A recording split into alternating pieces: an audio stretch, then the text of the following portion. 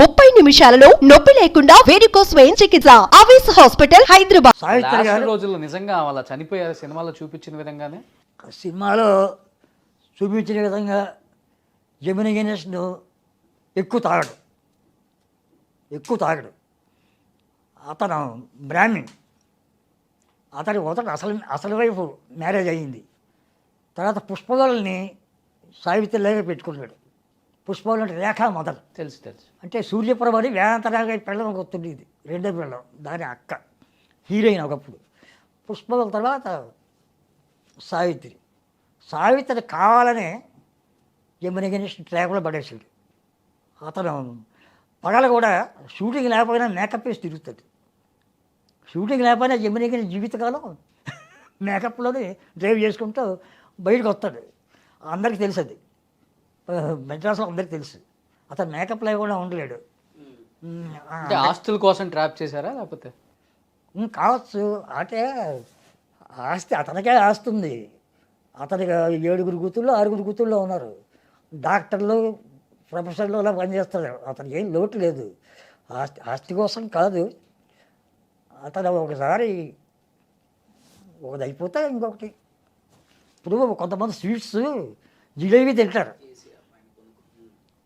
తింటారు, మళ్ళీ వెంటనే ఇంకోటి తినబోదేస్తుంది. జిలేబీ కాకుండా ఇంకోటి తింటారు. అలాగే రకరకాల మనుషులు ఉంటారు మనస్తత్వాలు. ఒకడు మందు తెగ తాగుతాడు, ఒక 40 ఏళ్ళు తాగుతాడు, తర్వాత మానేస్తాడు. కొంతమంది మానలేరు. అలాగే వ్యసనం. ఆయనకి అందగాడని పేరు. ఆయన న్యాచురల్ నటుడు. ఆయన ఇలాగా కళ్ళు ఎగిరి చేయడు, మామూలుగా మాట్లాడతాడు డైలాగ్. జమినీ గణేష్ న్యాచురల్ ఆర్టిస్ట్. మరి ఎందుకని లాస్ట్ రోజుల్లో సినిమాలో చూపించారు ఏమో టీ నగర్లో ఒక చిన్న ఇంటికి వచ్చి కోమలోకి వెళ్ళి చనిపోయారు అక్కడే అని? సావిత్రి గారు జమినీ గణేష్ మోసం ఏం చేయలేదు. సావిత్రి మందుకు అలవాటు పడింది. మందుకు అలవాటు పడితే చంద్రబాబు అని ఒక కమ్యూనిటీ ఉండేవాడు. అతనితో ఏదో ఎఫ్ఐఆర్ ఉందని అనేవారు. అని అతను అలవాటు చేసాడు అన్నారు. కానీ కాదు, నా కళ్ళారా యేసురుగా ప్రమాణం చేసి చెప్తున్నా, ఇది నిజం. ఇది నేను టీవీలో చెప్పలే, బుక్లో రాసే. సురభి బాలసరస్వతి అని ఒక ఆర్టిస్ట్ ఉండేది, కామెడీ వేషాలు, రేలంగి వాళ్ళ దగ్గర అందరి దగ్గర చేసింది. ఆవిడ సురభ కంపెనీ నుంచి వచ్చింది, డ్రామా కంపెనీ నుంచి. అంచేత పాడగలదు, పద్యాలు పాడగలదు, పాటలు పాడగలదు, మొగాళ్ళలా ఉంటుంది, మొగాడి గొంతుక. కృష్ణుడి వేషాలు స్టేజ్ మీద సురభ కంపెనీలో 100 కొద్దీ వేసింది. ఆవిడ సినిమా ఫీల్డ్కి వచ్చింది 1945 ప్రాంతంలో. వచ్చి శ్రీలక్ష్మమ్మ కథలో శివరావుతోటి ఒక బూతుపాట, ఇద్దరు చీటికి మాటికి చిట్టేమంటే అనే ఆ పాట, అది కట్ చేశారు తర్వాత. ఆ పాటలో కూడా యాక్ట్ చేసింది. తర్వాత రోబోత్ అనే సినిమాలో జీవన్ స్వామి అని కొత్తగా వచ్చాడు ఒక హీరో, అతని పక్కన హీరోయిన్గా చేసిన తర్వాత మళ్ళీ చేయలే. ఆవిడ ఫేసు పెద్ద ఇది ఉండదు. ఆవిడ గోపాలరావు అనే పేరు గలవాళ్ళని పట్టుకుంటూ ఉంటుంది. మొదట్లో Ashwaraju Gopalarao producer, makeup man producer అయ్యాడు. ఆ గోపాలరావు ఇలాకాలో కొంతకాలం ఉంది. వినాయక చవితి, అన్నదాత సినిమాలు తీసాడు ఆయన. ఆయన మేకప్ మ్యాన్గా వచ్చాడు. తర్వాత ప్రొడ్యూసర్ అయ్యాడు. అశ్వరాజ్ పిక్చర్స్ అని పెట్టి ప్రొడ్యూసర్ అయ్యాడు. అశ్విని పిక్చర్స్ అంజలిదేవితో కలిసి అశ్విని పిక్చర్స్ పెట్టి మొదటి ప్రొడ్యూసరు అతను. అంజలి పిక్చర్స్కి మొదటి ప్రొడ్యూసరు అంజలిదేవికి, అందరూ పార్ట్నర్షిప్గా. అది మాయలమారు, అది హిట్ అయ్యింది. తర్వాత ఇతను సొంతంగా పెట్టుకుని అశ్వరాజ్ అని పెట్టుకుని సినిమాలు తీశాడు. అన్నదాత, వినాయక చవితి, ఇలాంటి దీపావళి, ఈ 3 సినిమాలు తీశాడు. ఆయన ఇలాగాలో చాలా కాలం ఉంది, కారులో తిరిగి బ్రహ్మాండంగా. ఆయన చనిపోయాడు. ఆయన పేరు గోపాల్. చనిపోయిన తర్వాత తాపీ చాణక్యని పట్టుకుంది. తాపీ చాణక్య అంటే చాలామందికి తెలియదు. తాపీ అనేది వాళ్ళ ఇంటి పేరే కాదు. తాపీ ధర్మారావు గారు అబ్బాయి ఆయన. తాపీ ధర్మారావు గారంటే ఆయన ఒక తెలుగు ఉపాధ్యాయుడు, అంటే ఒక లెక్చరర్. ఈ సావిత్రి ఇంటి ఎదురుకుండానే ఇది మన ఇంటి ఎదురుకుండానే ఓ సందులో బాలసరస్వతి అశ్వరంగారావు గారు ఇల్లు సావిత్రికి ఇంటి ఎదురుకుండా. ఆ పక్క సందులో రైట్కి తిరిగితే బాలసరస్వతి అద్దుకుంటుంది. తాపీ చాణక్య అప్పుడు ఆ ఇల్లు తీసాడు. దాంతో అక్కడ ఉండేవాడు. ఆయన చనిపోయిన తర్వాత ఈవిడికి మందు అలవాటు. డైలీ ఎన్ని బుడ్లైనా తగ్గుద్ది. షూటింగ్ లేకపోతే మంది అత్తమాన షూటింగ్లు ఉండవు కదా. అలా ఆలోచించింది. రోజు ఏంటక్క అంజలక్క ఏంటి ఖాళీగా ఉన్నా వేళ ఇంటికి వద్దాం అనుకుంటున్నాను. ఖాళీ లేదే, నేను పనిలో ఉన్నాను, నాకు షూటింగ్ ఉందని పెట్టేస్తుంది. ఇంకో దాన్ని ఫోన్ చేస్తే గిరి చెల్లి అది పెట్టేస్తుంది. ఈవిడితో ఎక్కువ ఫోన్లో మాట్లాడితే ఇంటికి వస్తానంటుంది. ఇంటికి వచ్చి మంది అంటుంది. ఈ విషయంలో పడిపోతారని చెప్పి వాళ్ళు తప్పించుకుంటారు ఎక్కువ మంది. సావిత్రి పడింది. సావిత్రి అక్క చెల్లో ఇంటికి వస్తాను రా, ఎదురు కూడా ఇల్లు వెళ్ళింది. గంటలు కూర్చుంది. అక్కడే భోజనం చేసింది. అక్కడే మంది అది ఎందుకు మంది ఏంటి, ఇది మంది తీసుకెళ్ళింది. బాలసరస్వతి తీసుకెళ్ళింది. కొంచెం ఇలా అలవాటు చేసింది. ఈమె అలవాటు చేసింది, జమినీ గణేషన్ గారు కాదు. నా బుక్లో కూడా రాశాను, బయట బుక్లో కూడా రాశాను. జమినీ గణేషన్ అలవాటు చేయలేదు. జమినీ గణేషన్ లైట్ మందులో పుచ్చుకోవాలంటాడు. మందుని పురుకాయలు వేసి అరిచి వీధుల్లో పడి ఇలా పుచ్చుకోకూడదు, మందులో పుచ్చుకోవాలి. అదే రకం సద్బ్రాహ్మణుడు. ఇది అలవాటు చేసేప్పుడు మత్తులో పడింది సావిత్రి. ఇంకా లేవలేకపోతుంది. ఇది ఇక్కడే మాకు వేసేసింది బాలసరస్వతి. ఇంటికి వెళ్ళడం ఎందుకు, ఇంటికి ఎప్పుడూ వెళ్తుంది. వెళ్ళి చూసుకుని సామాన్లన్నీ ఉన్నాయి లేదో మళ్ళీ తాళం వేసి ఇక్కడికి వచ్చేసింది. అలాగ సావిత్రిలో మార్పు వచ్చేసింది. ఒకసారి బిజిన్ రెడ్డి గారు కట్ చెప్పదామని సావిత్రి ఇంటికి వెళ్ళారు. బిజిన్ రెడ్డి గారు వెళ్తే ఇద్దరు పడుకొని ఉన్నారు, బాలసరస్వతి సావిత్రి మాట్లాడుకుంటున్నారు. బాలసరస్వతిని చూశాడు. ఏంటి ఇక్కడ ఉన్నావు అన్నాడు. ఏదో అక్కని చూడడానికి వచ్చాను. రావద్దు నువ్వు,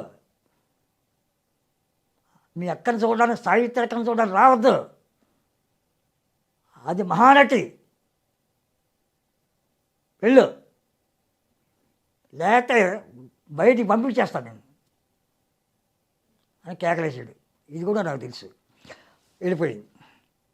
సావిత్రి చెప్పాడు, ఏంటమ్మా సినిమాల్లో అది వైవిధ్యమైన క్యారెక్టర్ వేసి ఎంతో అనుభవమైన మహానటిగా ఎదిగావు, ఏంటి అందులో పడ్డావేంటి ఉచ్చులో? ఈ ఉచ్చులో నేను బయట తీసుకువాళ్ళు ఎవరు? నీ చెయ్యి అందించేవాళ్ళు ఎవరు? జమినీ గణేష్ కూడా రావటం లేదు. పిల్లల్ని పెంచుకుంటున్నాం, ఆడపిల్ల మగపిల్ల దీని దగ్గర పెరుగుతున్నారు. ఇలాగనే జీవితం, మేమేం చేయగలం? నిన్ను మహానటి అవ్వడానికి దోహదపడ్డాం. మహానటి మీద కాలు జారిపోతే మేమేం చేయగలం? ఇప్పటికైనా జాగ్రత్తగా ఉండి, పెద్దవాడిని చెప్తున్నాను, నువ్వు కలకాలం ఉండాలి. నీలాంటి నటి మళ్ళీ పుట్టకపోవచ్చు. అది తెలుగు పరిశ్రమ ప్రేక్షకుల భాగ్యం. నువ్వు సావిత్రిగా నటించడం, నీ సినిమాలు చూడడం వాళ్ళ భాగ్యంగా భావిస్తున్నారు. వాళ్ళ ఆశని నిరాశ చేయకు. వస్తాను, నీకు కథ చెప్పాలనుకున్నాను, నువ్వు ఏదో మూడ్లో ఉన్నావు, వస్తానని వెళ్ళిపోయాడు. సావిత్రి కథ చాప్టర్ క్లోజ్ అయ్యింది. అప్పులు పక్కన 3 ఇళ్ళు ఉన్నాయి, ప్లాట్లు కొంది. ఓ ప్లాటు రావుగోపాలరావు కొత్తగా వచ్చారు, ఆయనకు ఒక ప్లాట్ అద్దెకిచ్చింది. ఒక ప్లాటు ఇంకో 2 ప్లాట్లు బయట వాడికి ఎవరికి ఇచ్చింది. సావిత్రికి ఇంట్లోనే స్విమ్మింగ్ పూల్ ఉంది. వెండితో ఉందన్నారు, నిజమా సార్? అది వెండితో ఉండేదని చెప్పారు. అదే అవును, ఇంట్లో స్విమ్మింగ్ పూల్. సావిత్రికి ఒక సీక్రెట్ ఫోన్ నెంబర్ ఉండేది ప్రొడ్యూసర్లతో మాట్లాడడానికి. ఆ నెంబర్ ఎవరికి ఇవ్వదు. కామన్ ఫోన్ నెంబర్ అన్నీ 4 శివరంకి మాత్రం 5. ఆ నెంబర్ మాత్రం అందరికీ, ఆ నెంబర్కి ఫోన్ చేస్తే ఆ నెంబరు వాయిని స్టూడియోకి వెళ్తుంది. వాయిని స్టూడియో వాళ్ళ దగ్గర ఉంటుంది ఆ నెంబర్. అంటే వాళ్ళకి వెళ్తే వాళ్ళు డైరెక్ట్ చేస్తారు. కొనాలు అలా చేశారు. వాయిని స్టూడియో ఆ ఇంజనీర్ డైరెక్ట్ అక్కడికి వస్తే, అమ్మ సావిత్రి గారు మీకు ఎవరో యేసులు గారంట ఫోన్ చేశారు. సర్లే పెట్టి ఇలా సీక్రెట్ నెంబరు ఉంటుంది వాడికి. జెమిని గణేష్కి తన సీక్రెట్ నెంబర్తో ఫోన్ చేస్తే ఇంటికి వస్తాడు. జెమిని గణేష్ కూడా ఇంటి దగ్గర, సావిత్రి ఇంటి దగ్గర ఉంటాడు. 2 రోజులు ఉండొచ్చు, 3 రోజులు ఉండొచ్చు. మార్నింగ్ మళ్ళీ ఇంటికి వెళ్ళిపోతాడు. భార్య పిల్లలు అందరూ చదువుకున్నారు, గ్రాడ్యుయేట్స్, అంటే ఎంకామ్ చదివిన వాళ్ళే, డాక్టర్లు చదివిన వాళ్ళే. సావిత్రి జీవితం మార్వాడీలు దగ్గర తాకట్లు పెట్టుకునే పరిస్థితికి వచ్చింది. ఆ పరిస్థితిలో కొడుకుని కూతుర్ని చదివించాలి. ఆ చదివించేటప్పుడు శోభనగారి దగ్గర హిందీ మాస్టర్ ఒక ఆయన ఉండేవాడు. శోభనగారు చిన్నప్పుడు హిందీ చెప్పిన ఆయన శోభనగారు కూడా షూటింగ్కి వస్తూ ఉండేవాడు. సావిత్రి గారితో చదువుగా అమ్మా సావిత్రి అమ్మ నువ్వు మహానటి అంటుంటాడు. హిందీ చెప్పించాలని ఆయన్ని శోభనగారు ఆయనకి ఏదో చిన్న మనస్పర్ధ వచ్చి నువ్వు బయటికి పోవంటే సావిత్రి ఇంటికి వెళ్ళిపోయాడు. సావిత్రి ఇంట్లో తనకి తండ్రిగా ఉంటాడు అని చెప్పి ఈయన పెట్టుకుంది హిందీ మాస్టర్ని. ఆయన ఇప్పుడు చచ్చిపోయి పెట్టుకొని పిల్లలందరికీ పాఠాలు చెప్పనేది. పాఠాలు చెప్పి అక్కడే పోయినాం. సావిత్రిని కొంచెం చూసుకుంటూ ఉండేవాడు. జాగ్రత్త, రాత్రి పుచ్చుకో పైన ఎక్కువ వద్దు, ఒక పెగ్గు ఇలా అంటూ ఉండేవాడు. మీరు అలాగే అంటారులేండి అని మామూలుగా పైకి వెళ్ళిపోయేది. సావిత్రి ఎప్పుడూ మేడ దిగి కిందకి రాదు. కింద వంట గింట అంతా కింద. గెస్ట్లు ఎవరైనా వస్తే కిందే మాట్లాడుతుంది. మళ్ళీ మేడ మీద వెళ్ళిపోతుంది, మళ్ళీ కిందకి రాదు. సావిత్రి చాలా గౌరవంగా మాట్లాడుతుంది, చాలా ఎవరికైనా రెస్పెక్ట్ ఇచ్చి మాట్లాడుతుంది, ఎవరిని కించిపరిచి మాట్లాడుతుంది. అలాంటి క్యారెక్టర్. ఈ సావిత్రి శోభనగారితో సినిమా తీయాలనుకుంది. అర్ధరాత్రి 10:30 తర్వాత వచ్చేసింది. శోభనగారి దగ్గర డ్రైవ్ చేసుకుంటాం. అప్పుడు నేను శోభనగారి ఇంట్లో అవుట్ హౌస్లో ఉండేవాడిని. వస్తే తలుపు తీశాను, నేనే తీయాలి. ఆఫీస్ రూమ్లో పడుకునేవాడిని. నా ఫ్యామిలీ అంతా అక్కడే ఉండేవాళ్ళం. డోర్ తీసి ఇప్పుడు వచ్చాడు ఏంటమ్మా అంటే ఆయన అర్జెంటుగా పిలవాలి ఈశ్వరి గారు. ఆయన నిద్రపోతున్నారు, ఫ్యామిలీగా నిద్రపోతున్నారు, పైన ఉన్నారు. కాదు నేను అర్జెంటుగా మాట్లాడాలి. సరే బెల్లగొట్టే ఇది వచ్చి సావిత్రి గారు వచ్చి ఉత్తరాత్రి వచ్చింది కదా, దగ్గరికి వచ్చి నమస్కారం అమ్మ, కారు దిక్కండి, ఏంటి పని? సినిమా చేయాలనుకుంటాను. మీరు సినిమా చేస్తే నేను ఫ్రీగా చేస్తా, నేను రెమ్యునరేషన్ తీసుకోకుండా చేస్తాను. కథ తీసుకురండి, హీరో నేనే అన్నీ ఏర్పాటు చేస్తా, బిజినెస్ ఏర్పాట్లన్నీ నేనే చేస్తాను, మీకేం బాధ ఉండదు. నాకు నచ్చని కథ తీసుకెళ్ళి చూస్తాను, వింటాను అని చెప్పాడు. వెళ్ళిపోయిన తర్వాత తీసుకురాలేదనుకోండి, ఒకసారి వచ్చింది వెళ్ళిపోయింది. అది సావిత్రి గారు శోభనగారి ఇంటికి రావడం. అప్పుడు నేను అక్కడే అవుట్ హౌస్లో ఉండేవాడిని. నేను కూడా చూశాను కళ్ళారా.